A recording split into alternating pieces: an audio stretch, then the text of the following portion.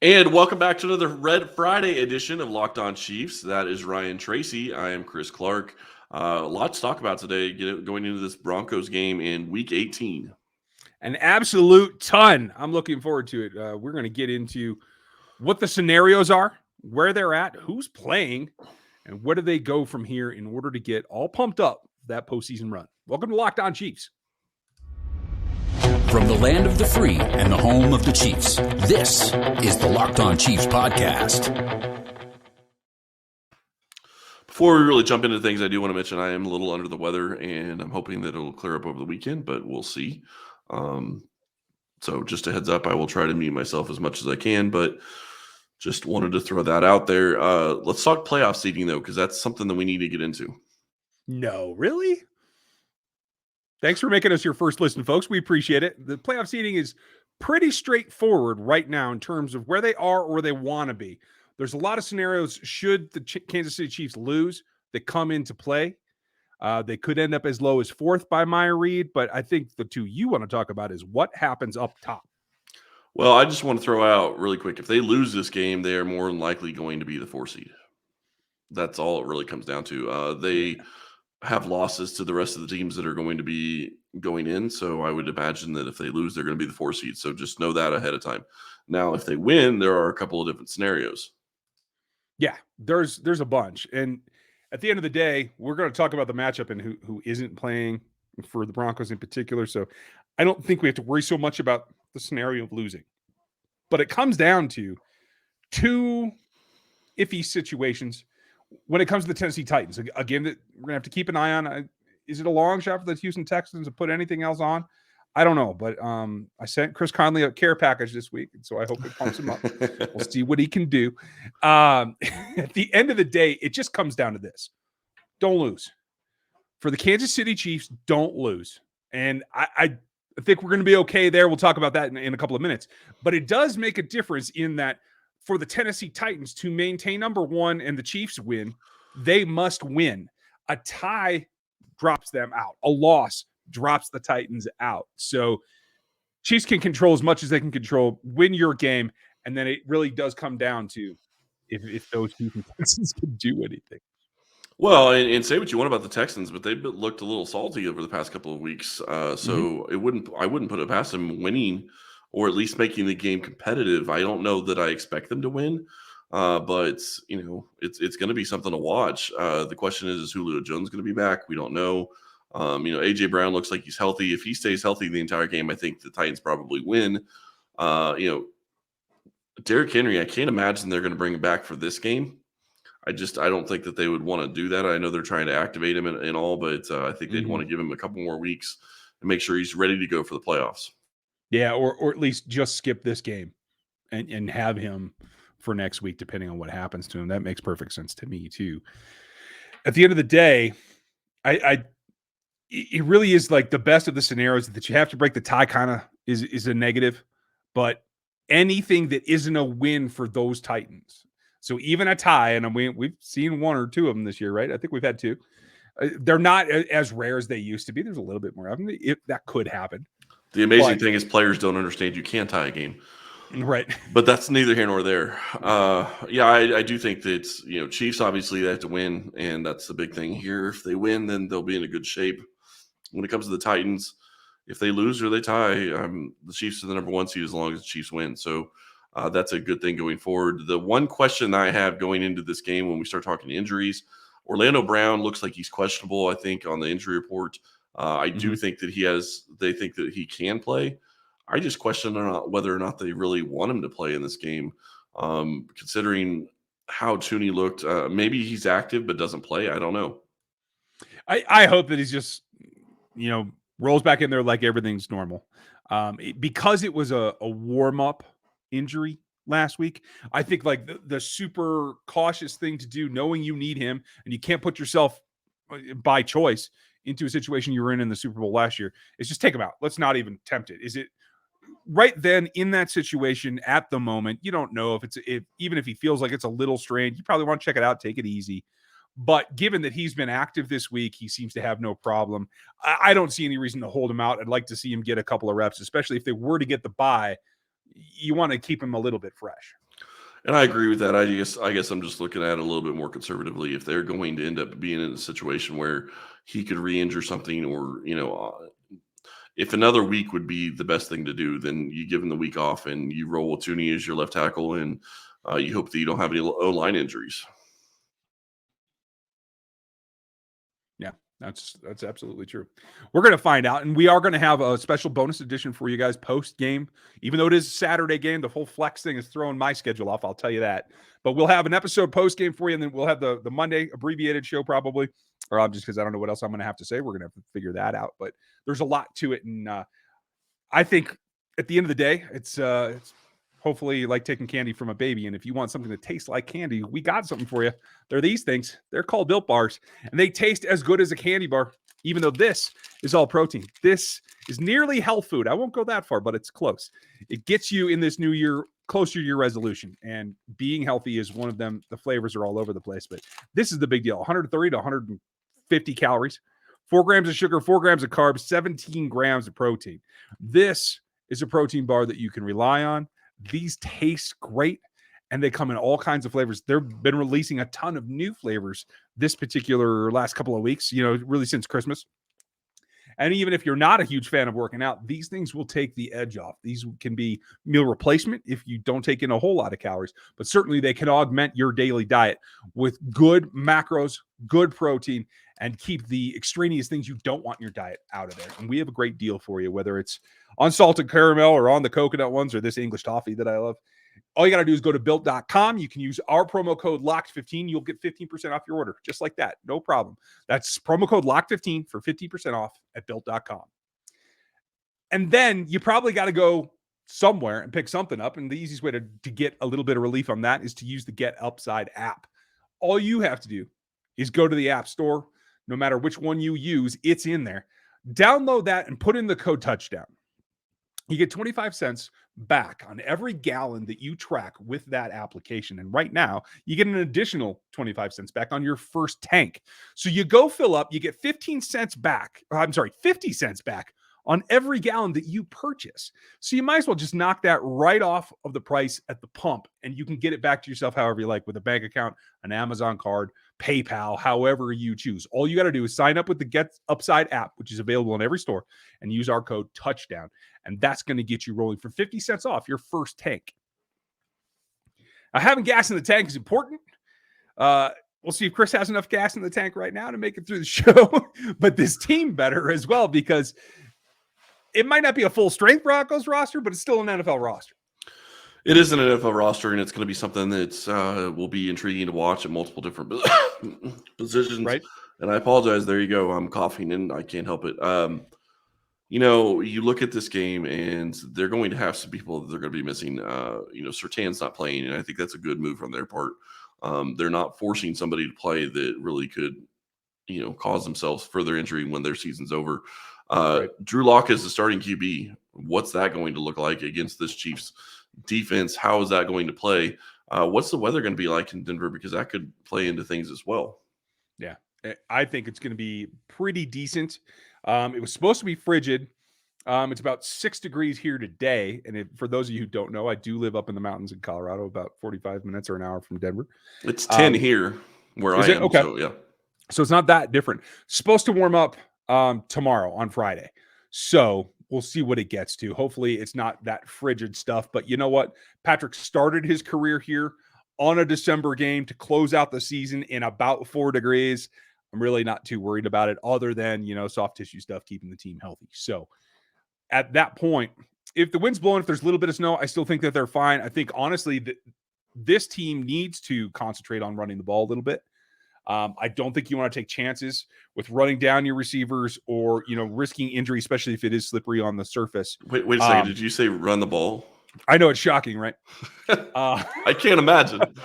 I don't think it's going to be like Sherman that last game, where he got all the carries. I mean, Mike Burton, I'm sure he wouldn't argue. Coach, I think Mike Burton can run the Wildcat, by the way, so I think you should look at that. Speaking of Wildcat, I just want to throw this out there. If they're going to continue to run that Kelsey Wildcat play at the goal line, he needs to hand the ball off. Yeah, you got to do something else with it, right? Right. Either hand the ball off or, God forbid, throw the ball, but you got to do something else. Well, and I like that wrinkle with Patrick standing behind him last time because that's just basically a flea flicker pitch and it's home free. Yeah. So run your crossers, drag everybody to one side. I mean, triple tight end one way, right? Yeah. I mean, do what you want, but you got to do something else because otherwise teams are just going to know what's coming. And you don't want to do it in this game. You want to save that for a playoff game and when it really matters. But if you're going to continue to run that play, you got to do something different. And I know Kelsey wants to score a touchdown. I get it. But now they see it coming, and you've set it up all year. Now is the time to do something different with it. And they did sign another tight end this week, Matt Bushman out of BYU. I know that's shocking to have Andy's team sign another BYU player, you guys. You heard me talk about him in the last draft cycle because he was a guy that I thought had some upside, but he was coming off of a big injury and that kind of thing. He's got good size. He's a decent athlete. I actually haven't seen him work out since the recovery from the knee. So, but it's another body to go with Blake Bell, to go with Gray. And if you put all three of them lined up as actual tight ends and Kelsey in the backfield, I mean, that could be interesting too. Yeah, except for Bushman's on the practice squad for right now. So we'll see how that ends up. He's eligible to be elevated this week though, right? Isn't he? Yes, I believe so. Okay. Kane Doe is eligible to return from IR this week, and that's a possible move that they're going to make. I'm really curious as to what other move that they would make in order to do that. Although now that I think about it, the easy one is Lucas Niang to IR. Yeah, we're still waiting on that. And the Chiefs Clyde Edwards-Helaire. So right, exactly. We'll find out just before game time, probably. Clyde Edwards-Helaire has not practiced this point, folks. So I don't expect you're going to see him, and I think that's perfectly fine. He's already been ruled out. Oh, has he? Okay, I hadn't seen that announcement yet either. So that's actually a good thing. I'd like to see them again run the ball a little bit. You're going to have to do that in the playoffs, especially if you get into a weather game in the wild card round or anywhere actually. So let's double down on that a little bit. I didn't feel like they got Gore enough touches last week. So the I fact understand. that I understand wanting to get Gore involved. I want to see McKinnon run the ball too. He's a real change of pace from what they have. And you would take carries off of Williams and Gore, who have played a lot more than McKinnon has. I guess maybe Gore hasn't, but Williams definitely has. Yeah, that's true. Anything to lighten Daryl's load right now in case Clyde has any kind of setback. And I think that way you're stacking your backfield so you can go to it when you need it. I think that's important as well. And it keeps the pressure off of Patrick. Hopefully keeps him from taking any hits. This is a week where I want him to throw the ball away. I'm not concerned about incompletions. Just let's not get him hit, get the ball out, and be done with it. Makes a lot of sense to me. And I think the offensive line is going to be in a good shape to be able to do that. I think, Bradley Chubb is going to be back. So I guess that's kind of a concern, but you have, an offensive line that's done very well this year. Brandon Thorne actually put out his best offensive line this year. The guys he says are number one on his offensive line. Joe Thuney, number one left guard. Creed Humphrey, number 2 center. So just want to throw that out there. Behind the center in Jensen and Tampa Bay. Okay. Yeah. I haven't seen Brandon's list yet. I do subscribe to his Substack, so you guys check that out if you want. He does phenomenal work. He does.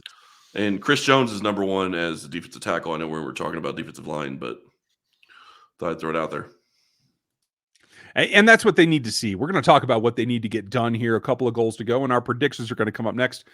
Just want to, toot my own horn a little bit. I just launched another YouTube channel. If you guys want to check that out, it's called Life Tech.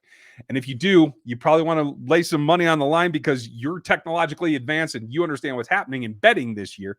It is still all happening at betonline.ag. That's where you want to be at. And you still get a welcome bonus. You can go sign up today. And when you do, if you use our locked on code, you can get 50% back on that welcome bonus in addition to the money that you put into your account. You can bet any sport that you like, all the way up to UFC and some of the crazier stuff. And you all know that March Madness is right around the corner at this point. So go check that out. Get yourself signed up. It's got a new user interface. You're going to love it. It's the fastest, easiest way to wager on all of your favorite sports and get your ideas on the line. Did it again. Bet online, where the game starts. Thank you, Vince Vaughn. Instantaneously. Although you're more Owen Wilson than Vince Vaughn, but that's a whole nother ball game and a whole other story. Wow. Okay. Well, you're not that tall. I mean, I'm like 98% scared and 2% excited, or maybe I can't remember. Yeah. Okay. Something like that. Oh man. Okay, so you start looking at this game. Goals to go for Kansas City. I want to see 150 yards rushing. I think Kansas Mhm. City's offense. I think if they do that, they will be in a good situation. And thank you. I know you would love that. I didn't even have to say it. That's great. I want to see, honestly, at this point, the Broncos are going to be missing a number of players.